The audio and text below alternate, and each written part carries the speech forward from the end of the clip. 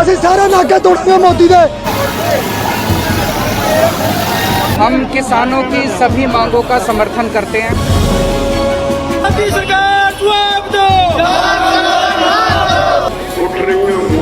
ये जितनी विपक्षी पार्टियां हैं ये किसानों को भ्रमित कर रही हैं।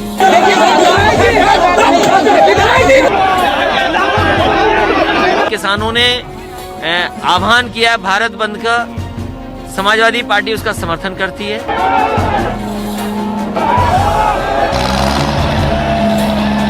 भोले भाले किसानों के कंधों में बंदूक रख करके देश के अंदर अव्यवस्था और अराजकता फैलाने का प्रयास कर रहे हैं।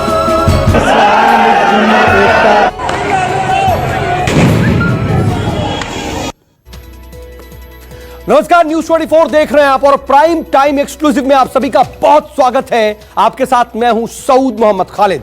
जी हां, प्राइम टाइम एक्सक्लूसिव में आज हम आपको दिखाएंगे देश के अन्नदाता का सरकार को सीधा अल्टीमेटम। बुलेटिन में बात होगी किसानों के भारत बंद की, साथ ही 9 दिसंबर को होने वाली छठे दौर की बातचीत की भी, यानी कि किसान क्रांति की एक एक तस्वीर के साथ ही पूरे आंदोलन का सबसे विश्वसनीय विश्लेषण और क्या है अन्नदाता का अल्टीमेटम। आज न्यूज 24 आपको देगा हर छोटी से छोटी और बड़ी से बड़ी जानकारी।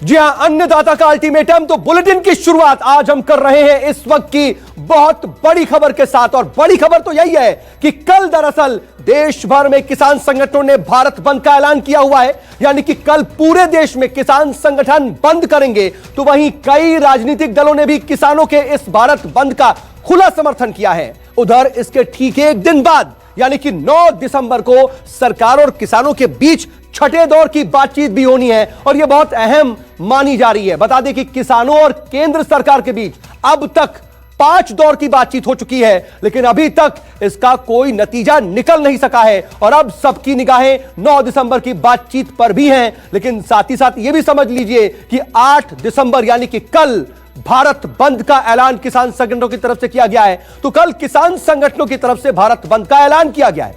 कृषि कानूनों पर सरकार और किसानों के बीच लगातार गतिरोध बना हुआ है। तो वहीं आज अन्नदाता के आंदोलन को 12 दिन हो चुके हैं। ये 5 तस्वीरें आपके सामने हैं। 5 तस्वीरों के जरिए हम आपको इसका पूरा अपडेट और पूरी तस्वीर दिखा रहे हैं कि कैसे आंदोलन के 12 दिन बाद भी हालात बदले नहीं हैं, और अब कल भारत बंद का ऐलान है। और इसके एक दिन बाद यानी कि 9 दिसंबर को सरकार और किसानों के बीच छठे दौर की भी वार्ता है। और ये 5 तस्वीर देखिए, किसान आंदोलन की ये 5 तस्वीरें पूरी कहानी बयां करने के लिए काफी हैं, क्योंकि आंदोलन का 12वां दिन है। 9 दिसंबर को एक बार फिर से बैठक है और बहुत निर्णायक मानी जा रही है ये बैठक। वहीं मांगों पर अभी भी किसान अपनी अड़े हुए हैं और ये भी कह रहे हैं कि हमें कुछ भी नहीं चाहिए, हमें यह चाहिए कि आप कानून वापस लें। कल किसानों का भारत बंद है, उसका ऐलान किया गया है। तो एक तरफ आपने देखा कि एक बार फिर आपको बता रहे थे कि कैसे कल भारत बंद है, लेकिन इन सबके बीच आपको एक बार फिर से पूरा रिकैप दिखा देते हैं और जरा ग्राफिक्स के जरिए पूरी स्थिति को समझा भी देते हैं। तो किसानों को आंदोलन करते हुए 12 दिन बीत चुके हैं, और 12 दिन से किसान दिल्ली के अलग अलग बॉर्डर्स पर लगातार चक्का जाम करके बैठे हुए हैं। बातचीत के भी 5 दौर पूरे हो चुके हैं। सरकार और किसानों के बीच 5 दौर की वार्ता हो चुकी है, लेकिन मुद्दे पर कोई नतीजा नहीं निकला। अब तक की सारी बैठक बेनतीजा साबित हुई है, और अब कल किसान संगठनों की तरफ से भारत बंद का ऐलान किया गया है। कई विपक्षी पार्टियों ने भी किसानों के बंद का खुला समर्थन किया है। इसके साथ ही 9 दिसंबर को सरकार और किसानों के बीच अब छठे दौर की बेहद अहम और एक तरीके से बहुत निर्णायक भी माना जा रहा है कि यह बातचीत हो सकती है। लेकिन यह देखना अहम होगा कि इस बैठक में बात बन पाती है या फिर जैसे अभी हैं वैसे ही हालात जस के तस बने रह सकते हैं। यह तो आपको हमने पूरा रिकैप दिखा दिया, और हमारी नजर भी 9 दिसंबर पर भी है जब बातचीत होगी। 8 दिसंबर कल भारत बंद का ऐलान है, यह भी हम आपको बता रहे हैं। लेकिन अब जरा रुक कर लेते हैं मेरी सहयोगी अभिलाषा का, जो कि आपको देने वाली है सबसे अहम जानकारी। वो आपको दिखाएंगे कि किसानों के बंद का आपके आसपास में आखिर क्या असर हो रहा है। अभिलाषा बताएं। किसान आंदोलन के 13वें दिन किसान संगठनों ने भारत बंद का ऐलान किया है। हालातों पर नजर डालें तो भारत बंद का सबसे ज्यादा असर दिल्ली और आसपास के इलाकों में देखने को मिल सकता है। आइए आपको बताते हैं कि भारत बंद के इस ऐलान में किन किन चीजों को बंद रखने की घोषणा की गई है और कौन कौन सी सेवाएं बंद से अछूती रहेंगी। तो किसान संगठनों ने सुबह 8 बजे से दोपहर 3 बजे तक चक्का जाम का ऐलान किया है, लेकिन एम्बुलेंस और इमरजेंसी सेवाओं को इस चक्का जाम से फ्री रखने की बात भी कही गई है। वहीं हरियाणा, पंजाब, राजस्थान में सभी मंडियां बंद रहेंगी, लेकिन मेडिकल स्टोर्स खुले रहेंगे। वहीं भारत बंद के दौरान यातायात सेवाओं पर असर पड़ने की आशंका जाहिर की गई है, लेकिन अस्पताल और क्लिनिक्स हर रोज की तरह खुले मिलेंगे। बस रेल से यात्रा करने वालों और दिल्ली बॉर्डर को क्रॉस करने वालों को दिक्कत पेश आ सकती है, लेकिन शादियों को इस बंद से छूट दे दी गई है, यानी शादी के लिए निकलने वाली गाड़ियों को आने जाने से नहीं रोका जाएगा। लेकिन सबसे बड़ी पाबंदी की बात कही गई है कि दूध और फल सब्जियों की सप्लाई पर असर पड़ सकता है। जी हां, दूध, फल और सब्जियों की गाड़ियों को किसान संगठन रोकने की कोशिश करेंगे और इससे सप्लाई चेन पर असर पड़ेगा। तो किसान दिल्ली को भी घेरे बैठे हैं और केजरीवाल सरकार ने भी इस बंद को समर्थन देने की बात कह दी है। ऐसे में भारत बंद का दिल्ली पर क्या असर हो सकता है, आइए इस पर नजर डालते हैं। तो दिल्ली भी सुबह 8 बजे से शाम तक बंद रहेगी। दिल्ली की आप सरकार ने बंद का समर्थन किया है और भारत बंद के ऐलान के बाद दुकानें और कारोबार बंद रखने की बात कही गई है, लेकिन एम्बुलेंस, इमरजेंसी सेवाओं को छूट है, साथ ही शादी वाले वाहनों को भी छूट दे दी गई है। कुछ ऑटो टैक्सी संघ बंद के समर्थन में हैं और दिल्ली में कई बॉर्डर्स को सील रखने का फैसला किया गया है। तो सिंघू, औचंदी, पियाव, मनियारी, मंगेश बॉर्डर बंद रहेंगे। उधर टिकरी और झरौदा बॉर्डर भी बंद रहेंगे। दिल्ली से सटे नोएडा में भी भारत बंद का असर देखने को मिल सकता है। क्या असर होगा नोएडा में, आइए जानते हैं। किसानों और विपक्ष ने पूरे यूपी में भारी प्रदर्शन की तैयारी की है। कोरोना और भारत बंद को देखते हुए नोएडा में धारा 144 लागू कर दी गई है। गौतम बुद्ध नगर में 6 दिसंबर से 2 जनवरी तक धारा 144 लागू रहेगी और नोएडा में सुबह से दोपहर 3 बजे तक बंद की अपील की गई है। किसान संगठनों और विपक्ष ने भारत बंद के दौरान बाजार, दुकान, संस्थान बंद रखने की अपील की है। और उधर पंजाब में भारत बंद के पूरी तरह कामयाब होने की उम्मीद अभी से है, क्योंकि पंजाब में petrol pump dealers association of Punjab ने बंद को समर्थन दे दिया है, यानी प्रदेश में सभी पेट्रोल पंप पर भारत बंद के दौरान ताला लगा रहेगा। लेकिन इन सब के बीच अच्छी बात यह है कि इमरजेंसी सर्विसेज को फ्यूल दिया जाएगा। पंजाब में सभी मंडियां बंद रहेंगी, तो दुकान, बाजार, व्यावसायिक प्रतिष्ठान भी पूरी तरीके से बंद रहेंगे। चलिए अब बात कर लेते हैं हम हरियाणा की। तो हरियाणा और राजस्थान दोनों पर नजर डालें तो यहां भी सभी मंडियों ने बंद को समर्थन देने की बात कही है और हरियाणा, राजस्थान में शादियों को बंद से छूट दे दी गई है।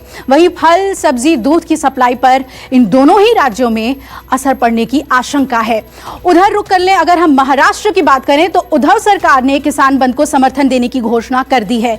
तो इसका असर क्या होगा? मुंबई, पुणे, नासिक के एपीएमसी मार्केट बंद रहेंगे और मुंबई की जो बड़ी सब्जी मंडियां हैं वो बंद रहेंगी। उधर महाराष्ट्र में कई मजदूर संगठन इस बंद के समर्थन में हैं।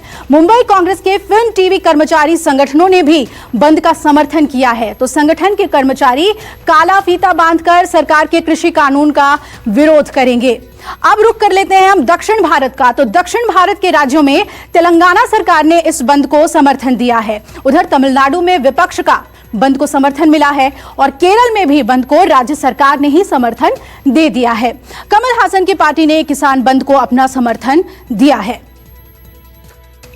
शुक्रिया अभिलाषा। तो आपने ये तो देख लिया कि किसानों के बंद से किस तरह की दिक्कतें आपको पेश आ सकती हैं, लेकिन अब किसानों के मुद्दे पर सियासत भी जो जमकर हो रही है। किसानों के बंद को किस किस राजनीतिक दल ने खुला समर्थन किया है, यह भी आपको बता दें और यह जानकारी आपको देंगे मेरे सहयोगी रवि ठाकुर। रवि, तो अब आपको दिखाते हैं किस किस राजनीतिक पार्टी ने बंद को समर्थन किया है। तो सबसे पहले कांग्रेस इस बंद में किसानों के साथ है। कांग्रेस के साथ एनसीपी, शिवसेना, टीएमसी भी बंद को समर्थन कर रही है। हालांकि टीएमसी के रुख को लेकर सस्पेंस अभी भी बना हुआ है। इसके साथ ही एनडीए का सहयोगी रहा Akali Dal, RJD, Samajwadi party, Bahujan Samaj party और आम आदमी पार्टी ने भी बंद का समर्थन किया है। आज केजरीवाल ने बकायदा किसानों के बीच जाकर बंद में समर्थन की बात कही।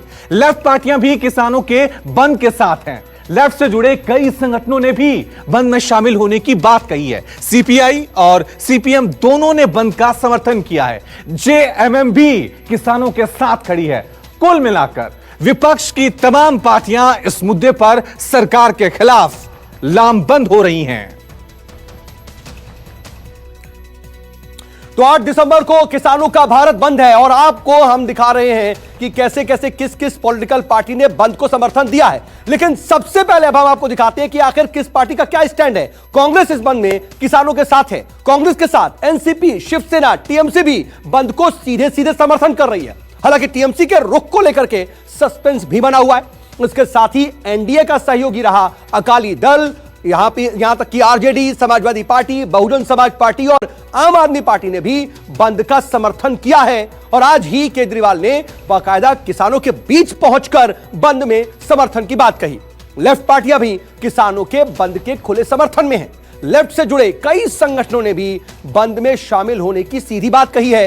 सीपीआई और सीपीएम दोनों ने बंद का समर्थन किया है और जेएमएम भी किसानों के साथ खड़ी है। कुल मिलाकर विपक्ष की तमाम पार्टियां इस मुद्दे पर सरकार के खिलाफ लामबंद हो रही हैं। हालांकि सरकार ने भी इन सभी पार्टियों पर निशाना साधा है। तो कल देश के किसान सरकार के खिलाफ हल्ला बोल की तैयारी में है। 8 दिसंबर के भारत बंद को लेकर किसानों का क्या कुछ कहना है? आखिर बंद के जरिए किसान किस तरह सरकार को झुकाना चाहते हैं, देखिए इस रिपोर्ट में। संगठन सरकार को अपनी ताकत दिखाने पर अड़े।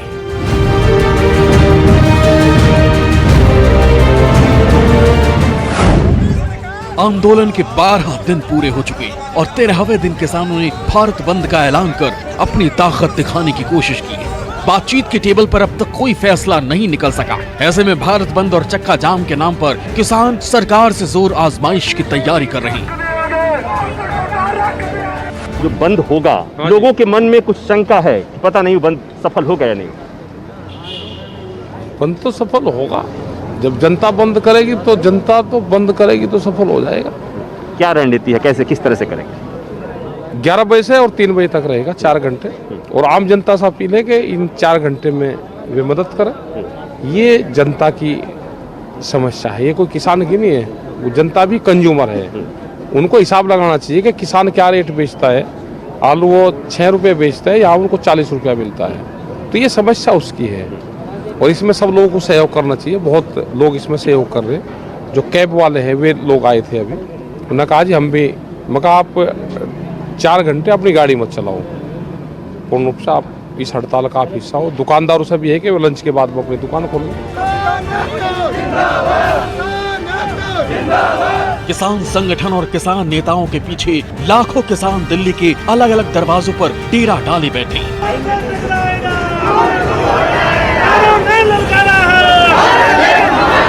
तैयारी पूरी है।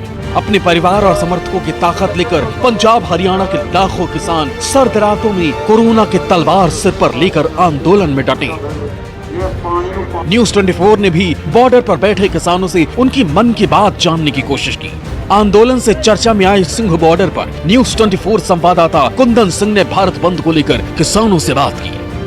जिन्ना सरकार लेट करूगी ਅਸੀਂ ਉਹਨੇ ਮਜ਼ਬੂਤ ਹੋਵਾਂਗੇ। 6 ਮਹੀਨੇ ਸਾਲ ਜੋ ਵੀ ਸਾਨੂੰ ਕਰਨਾ ਪਏ ਇੱਥੇ ਬਹਿ ਕੇ ਅਸੀਂ ਬਿਲਕੁਲ ਕਰਾਂਗੇ ਤੇ ਮੰਗਾ ਮੰਗਵਾ ਕੇ ਉੱਠਾਂਗੇ, ਇਦਾਂ ਨਹੀਂ ਜਾਾਂਗੇ ਅਸੀਂ। ਤੁਸੀਂ ਦੇਖੋ ਰੋਜ਼ ਦੇਖ ਰਹੇ ਆ ਜੀ 4 ਦਿਨ ਤੋਂ ਰੋਜ਼ ਦੇ ਰੋਜ਼ ਜਿਹੜਾ ਆ ਉਹ ਇਹ ਅੰਦੋਲਨ ਦਾ ਘੇਰਾ ਜਿਹੜਾ ਉਹ ਵਿਸ਼ਾਲ ਹੋ ਰਿਹਾ। ਤੁਸੀਂ ਰੋਜ਼ ਦੇਖ ਰਹੇ ਆ, ਕਵਰੇਜ ਕਰ ਰਹੇ ਆ। परसों कुछ होर सी, चौथ होर सी, कल होर वध गया, अज होर वध गया।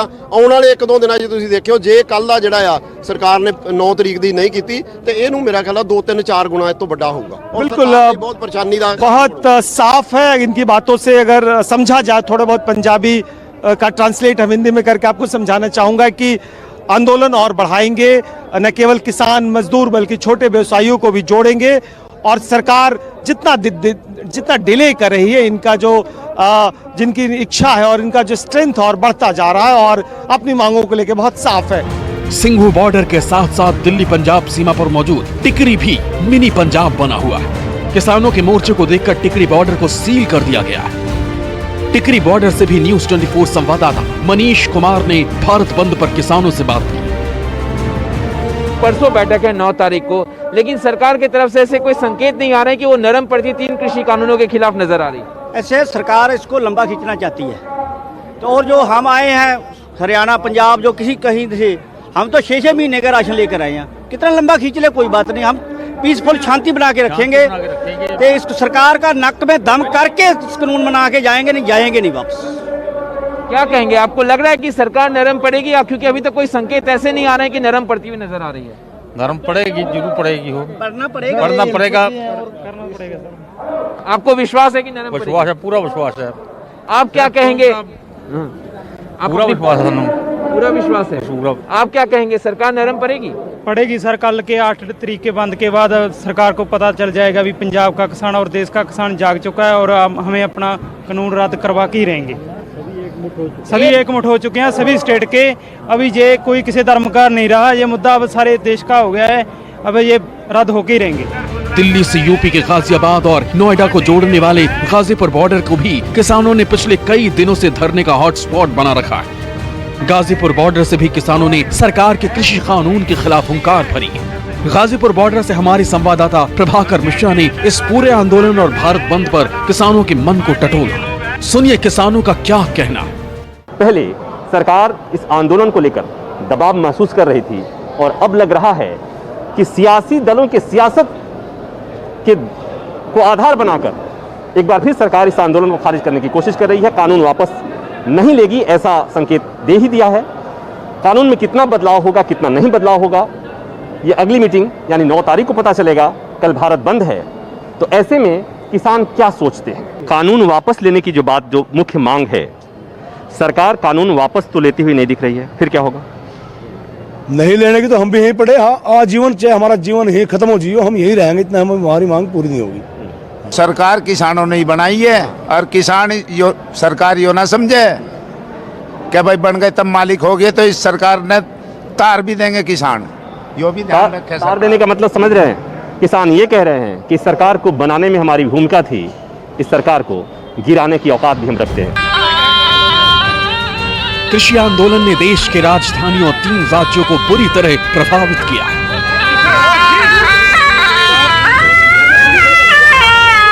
कोरोना से लड़ रहे देश को किसान और सरकार की सीधी टक्कर ने सहमा रखा।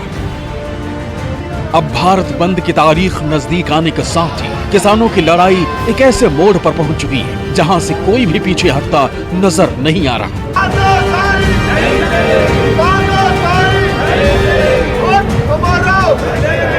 हालात और ज्यादा बदतर होने की आशंका बढ़ गई है।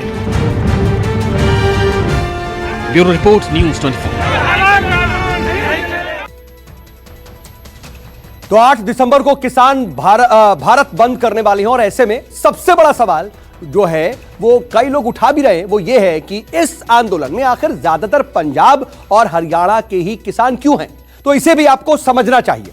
अगर आप किसान आंदोलन को पूरी बारीकी से समझना चाहते हैं तो इस सवाल का जवाब आपको मालूम होना चाहिए। तो इसे आपको समझाने के लिए सीधा रुख करते हैं मेरे वरिष्ठ सहयोगी संदीप चौधरी की क्लास में। यह क्लास आपको जरूर अटेंड करनी चाहिए। अब यहां पर राजनीति से प्रेरित है यह आंदोलन, ये आरोप भी लग रहे हैं। बीजेपी के लोग कह रहे हैं ये किसान जो हैं ये कांग्रेस के किसान हैं। ये पंजाब में, हरियाणा में ही आंदोलन क्यों हो रहा है, देश के बाकी हिस्सों में आंदोलन क्यों नहीं हो रहा? अब यह भी समझने की जरूरत है। आपको हमने पहले भी बताया है, शांता कुमार कमेटी रिपोर्ट थी 2015 की, जिसमें साफ कहा गया कि देश में सिर्फ 6% किसान ही न्यूनतम समर्थन मूल्य पर अपनी फसलों को बेच पाते हैं, यानी कि 94% वो कम दाम पर बिक रहा है। ये तो एक नॉर्मल कॉमन सेंस की बात हुई। अब सिर्फ हरियाणा या पंजाब के किसान ही आंदोलित क्यों हैं, यह भी समझने की जरूरत है। पूरे देश में 6% किसान न्यूनतम समर्थन मूल्य पर अपनी फसलें बेच पाते हैं, लेकिन हरियाणा और पंजाब में यह आंकड़ा 85 और 89% है। 80,000 करोड़ की खरीदी हुई धान और गेहूं की पिछले साल 2019-2020 में पंजाब और हरियाणा में। तो आप कहेंगे फिर इसमें राजनीति क्यों आड़े आ रही है? दरअसल इसमें खेल क्या है? देखिए, बाकी हिस्सों में मंडी व्यवस्था या तो चरमरा गई है। अब आप बिहार का उदाहरण लीजिए, 2006 में APMC एक्ट हटा दी गई थी, वहां मंडियां ही नहीं है। कहने को वो एफपीओज बने हैं, वो भी कोई काम नहीं करते। आप जाएंगे किसी को भी अपना माल बेचेंगे, मक्का 1850 रुपए प्रति क्विंटल का न्यूनतम समर्थन मूल्य है, 850-900 रुपए में बेचकर आप वापस आके। हरियाणा पंजाब इस मामले में जुदा है, क्योंकि ज्यादातर जो आप अपनी पैदावार, मैं खास धान और गेहूं की बात कर रहा हूं, बाकी चीजों की नहीं, वो आप मंडियों में बेचते हैं और वहां पर आपको दाम मिल जाते हैं। अब ये मंडी व्यवस्था अगर खत्म हो जाती है तो किसान कहां बेचेंगे? यही सबसे बड़ी परेशानी है। यहां पर यह भी कहा जा रहा है कि नहीं, राज्य सरकारें उनको टैक्स के जरिए, टैक्स लगता है ना, आप मंडी में गए, आड़ती जो है कमीशन एजेंट होते हैं, उनका नाम आड़ती है, आड़ती वो आपसे कुछ टैक्स लेंगे, साफ सफाई करेंगे आपकी फसल की, उसमें कुछ लेवीज लगेंगे और उसके बाद वो जो लेवीज और टैक्सेस हैं वो काटकर एमएसपी में से बाकी पैसा किसानों को मिल जाता है। और इसके चलते राज्य सरकारों को जी कमाई होती है और राज्य सरकारें ये कमाई ले जाने नहीं देना चाहते, इसीलिए किसानों को उकसा रही हैं, भड़का रही हैं, बरगला रही हैं। लेकिन यही आड़ती, यही बीजेपी इन आड़तियों के बारे में जब विपक्ष में थी तो क्या कहा करती थी? सुषमा स्वराज हरियाणा से ही आती हैं, अब स्वर्गवास हो गया। जब वो नेता प्रतिपक्ष थी लोकसभा में तो उन्होंने क्या कहा था कि आड़ती तो दरअसल एटीएम है किसानों के, कभी भी जाकर किसान उनसे पैसा ले सकता है। अब ये कारोबारी आ जाएंगे, सूट बूट वाले लोग आ जाएंगे, इनको तो किसानों के कुर्तों से, धोतियों से बदबू आती है, ये इनको पैसा क्यों देंगे? तो यहां पर खेल ये भी है। और पंजाब और हरियाणा थोड़ा अलहदा कैसे हैं, जुदा कैसे हैं बाकी राज्यों से, यह भी आपको समझने की जरूरत है। तो ये क्लास आपने अटेंड की, लेकिन देखिए इस बीच किसान आंदोलन से जुड़ी एक और ब्रेकिंग न्यूज आ रही है। दरअसल किसानों के आंदोलन पर सियासत भी बहुत ज्यादा तेज हो गई है। विपक्ष ने कानूनों को किसान विरोधी लगातार करार दिया है। समाजवादी पार्टी अध्यक्ष अखिलेश यादव ने कहा है कि नए कानूनों से किसान बर्बाद हो जाएगा। हालांकि इधर विपक्ष के आरोपों पर सरकार ने भी जोरदार पलटवार किया। केंद्रीय मंत्री रविशंकर प्रसाद ने कहा कि विपक्ष हर विषय पर विरोध करता है। तो यूपी के सीएम योगी आदित्यनाथ ने विपक्ष को घेरते हुए कहा कि कुछ पार्टियां माहौल खराब कर रही हैं, यह भी देखने को मिल रहा है। लेकिन खैर, कल का किसान जो बंद है, कल का जो भारत बंद है और सरकार का जो समीकरण है, यह सब तो आपने देख लिया। लेकिन किसान आंदोलन के बीच कई दिलचस्प तस्वीरें भी सामने आ रही हैं जो आपने अब तक कहीं देखी या सुनी नहीं होंगी। तो चलिए आपको दिखाते हैं अन्नदाता के आंदोलन की ऐसी ही इनसाइड स्टोरी।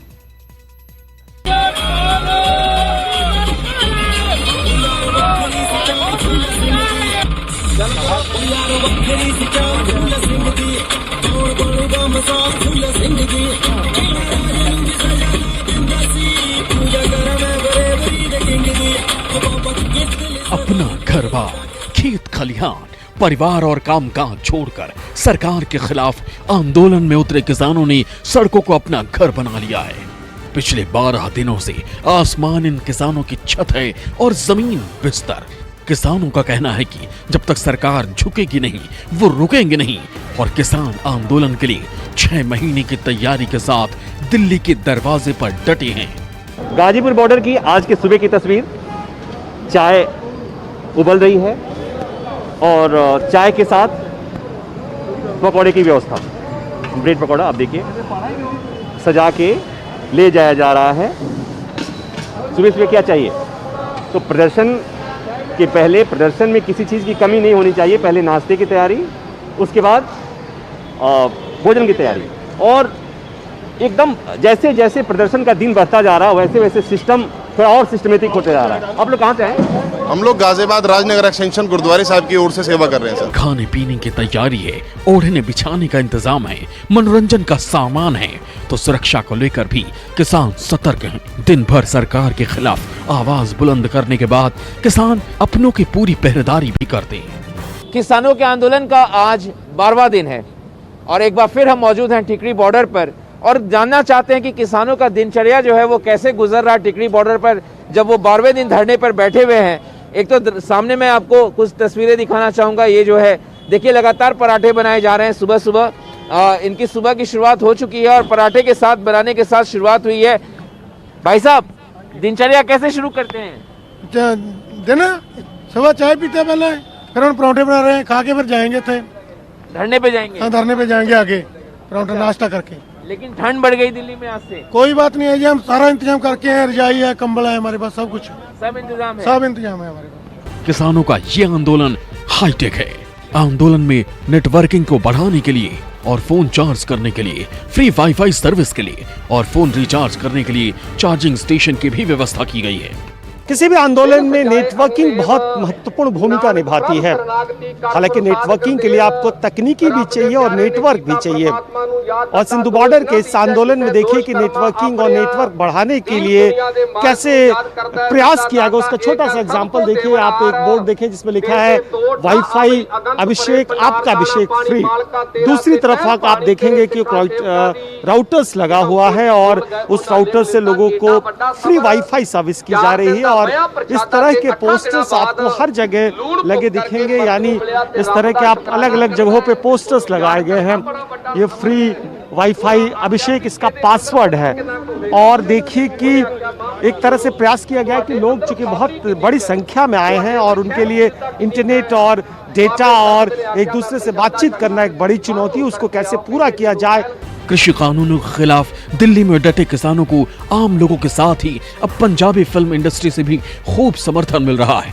बॉलीवुड और पंजाबी फिल्मों के सिंगर और एक्टर दिलजीत दोसांझ किसानों का हौसला बढ़ाने के लिए खुद सिंघू बॉर्डर पहुंचे और किसानों के साथ बैठक कर आंदोलन को अपना समर्थन दिया।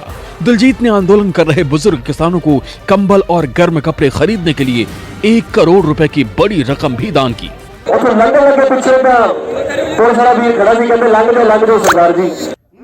अपनी मांगों को मनवाने के लिए दिन रात सड़कों पर बैठे किसानों का जोश बढ़ाने के लिए पंजाबी गायक अपने गीतों के साथ सामने आ रहे हैं। पंजाबी सिंगर अपने अपने गीतों के जरिए किसानों का जोश बढ़ा रहे हैं।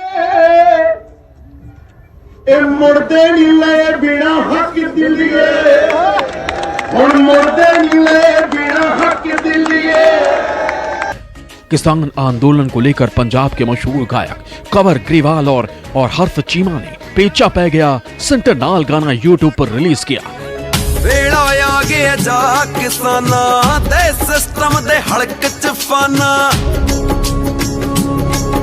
दिल्ली में चल रहे किसान आंदोलन में ये गाना किसानों की जुबान पर चढ़ा हुआ है। इसमें किसानों और सरकार के संघर्ष को बताया गया है।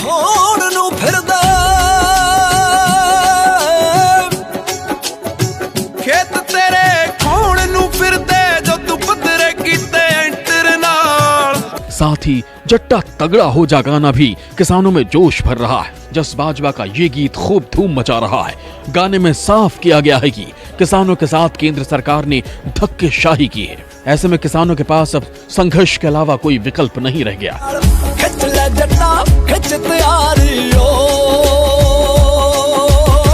किसानों का आंदोलन अपने चरम पर है और भारत बंद के ऐलान ने इसे नया मोड़ दे दिया। आंदोलन को देश के साथ साथ विदेशों से भी पंजाबी लोगों का समर्थन मिल रहा है। और किसान सरकार की सीधी टक्कर का क्या नतीजा होगा, इस सवाल का जवाब फिलहाल किसी के पास नहीं है। सिंघू बॉर्डर से कुंदन सिंह, टिकरी बॉर्डर से मनीष कुमार और गाजीपुर बॉर्डर से प्रभाकर मिश्रा के साथ ब्यूरो रिपोर्ट, न्यूज़ 24।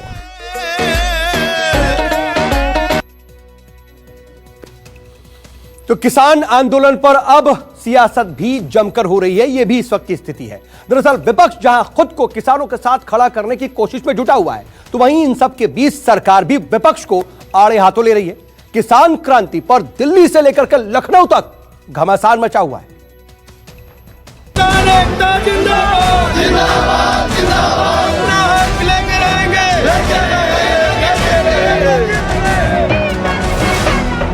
मोदी ने जाकर टक्कर ਅਸੀਂ ਮਰਾਂਗੇ, ਅਸੀਂ ਸਾਰੇ ਨਾਕੇ ਤੋੜਦੇ मोदी ਦੇ।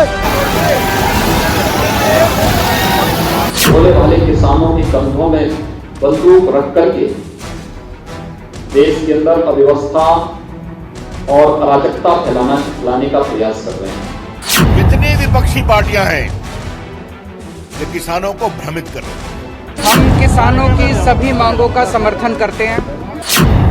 आंदोलन जारी, सियासत भारी, सड़क से लेकर सियासी गलियारों तक किसानों की क्रांति का शोर है।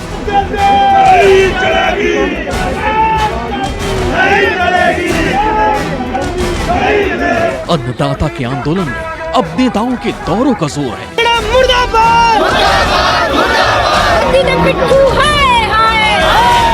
दिल्ली से लेकर लखनऊ तक अब किसानों के कंधे पर बंदूक रखकर सियासतदान अपना राजनीतिक टारगेट सेट कर रहे हैं, तो हर राजनीतिक दल खुद को हलधर का हितैषी बताने की होड़ में बढ़ चढ़कर लगा हुआ है। मैंने कहा कि हम धरने पे बैठे हैं, गिरफ्तार करना चाहो गिरफ्तार कर लो, लेकिन ये लड़ाई समाजवादी पार्टी की।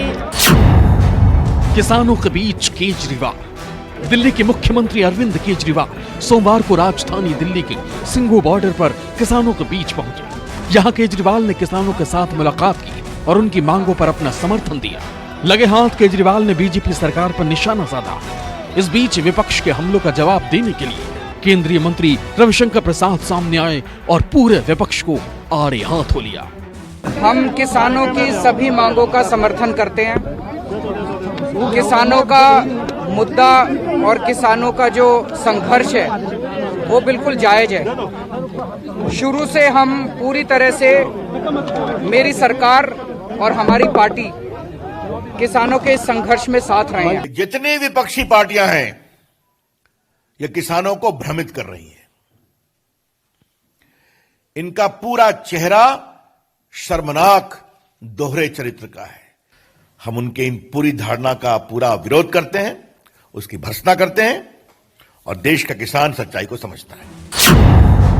सड़क पर उतरे अखिलेश। किसान कानूनों को लेकर विपक्षी पार्टियों और सरकार आमने सामने है। दिल्ली से लेकर लखनऊ तक अन्नदाता के आक्रोश से सियासत में उबाल है। लखनऊ में समाजवादी पार्टी अध्यक्ष अखिलेश यादव ने कन्नौज जाकर किसान यात्रा का बिगुल फूंकने की कोशिश की, लेकिन राज्य सरकार ने उन्हें ऐसा करने से रोक दिया। पहले उनके घर और दफ्तर के आसपास सुरक्षा घेरा लगा दिया गया। इसके बाद अखिलेश यादव पार्टी कार्यकर्ताओं के साथ सड़कों पर आ गए। काफी हंगामा और बयानबाजी हुई। आखिर में पुलिस ने उन्हें हिरासत में ले लिया। थोड़ी देर बाद प्रदेश के मुख्यमंत्री योगी आदित्यनाथ मीडिया के सामने आए और कह दिया कि कुछ पार्टियां माहौल खराब कर रही। ये कार्यक्रम जिस तरीके से दिल्ली में लगातार चल रहा है, वार्ता चल रही है, कल किसानों ने आह्वान किया भारत बंद का, समाजवादी पार्टी उसका समर्थन करती है और साथ ही साथ किसानों की बातचीत सरकार से चल रही है। जो किसानों का आंदोलन है, जो किसान बैठे हैं, उनके साथ समाजवादी पार्टी है। भोले भाले किसानों के कंधों में बंदूक रख करके देश के अंदर अव्यवस्था और अराजकता फैलाने का प्रयास कर रहे हैं। एक प्रकार की अव्यवस्था पैदा करने का प्रयास कर रहे हैं। ये राजनीतिक दलों के दोहरे चरित्र को स्पष्ट रूप से प्रदर्शित करता है। किसान अड़े, सरकार क्या करे? जैसे जैसे किसान आंदोलन जोर पकड़ रहा है, वैसे वैसे राजनेताओं की सियासी गाड़ी भी रफ्तार पकड़ रही है। किसान कानून वापस लेने की जिद पर अड़े हुए हैं, तो सरकार लगातार बातचीत कर उन्हें मनाने की जोर आजमाइश में जुटी। अब तक 5 दौर की बातचीत हो चुकी, लेकिन कृषि कानूनों पर कोई समाधान नहीं निकल सका। अब बुधवार 9 दिसंबर को एक बार फिर बातचीत के टेबल पर मसला सुलझाने की कोशिश हो गई। इससे पहले हद बैठक के बाद कृषि मंत्री नरेंद्र तोमर किसानों को भरोसा देने की पुरजोर कोशिश करते रहे। भी लोगों की शंका है तो शंका का निवारण करने के लिए सरकार तैयार है। एमएसपी के मामले में लोग शंका की दृष्टि से देखते हैं, लेकिन मैं फिर यह कहना चाहता हूं कि एमएसपी चल रही थी, एमएसपी चल रही है, आने वाले कल में भी चलती रहेगी। इसकी आश्वस्ति भी हम किसान भाइयों को दिलाएंगे। हम लोग चाहते थे कि कुछ विषयों पर स्पष्टता से कुछ सुझाव हमें मिल जाएं, लेकिन बातचीत के दौर में यह संभव नहीं हो सका। अब 9 तारीख को पुनः यह बैठक होगी।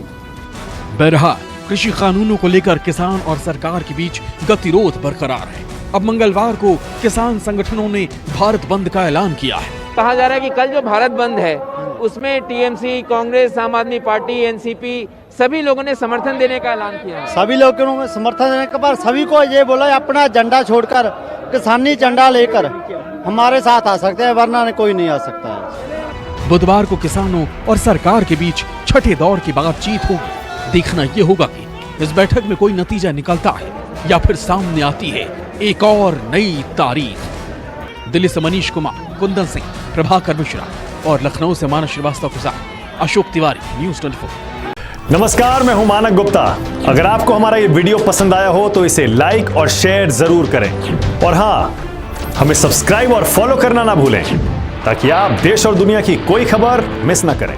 तो जुड़े रहिए हमारे साथ और देखते रहिए न्यूज़ 24।